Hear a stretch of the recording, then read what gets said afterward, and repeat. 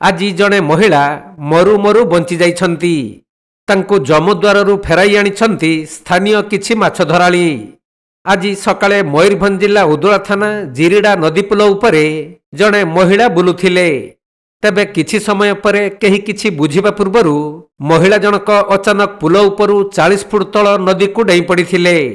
ତେଣୁ ଭୀଷଣ ଶବ୍ଦ ଶୁଣି ନଦୀରେ ମାଛ ଧରୁଥିବା କିଛି ମାଛ ଧରାଳିମାନେ ଜଣେ ମହିଳା ନଦୀକୁ ଡେଇଁ ପଡ଼ିଥିବାର ଦେଖି ତୁରନ୍ତ ଯାଇ ତାଙ୍କୁ ଉଦ୍ଧାର କରିଥିଲେ।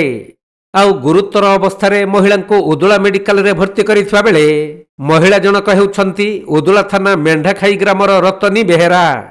ତେବେ ସେ କେଉଁ କାରଣରୁ ପୁଲ ଉପରୁ ନଦୀକୁ ଡେଇଁଲେ ତାହା ଅସ୍ପଷ୍ଟ ରହିଛି। ଖବର ପାଇ ପୁଲିସ ଉଦଳା ମେଡିକାଲରେ ପହଞ୍ଚି ଘଟଣା ସମ୍ପର୍କରେ ତଦନ୍ତ ଆରମ୍ଭ କରିଛନ୍ତି।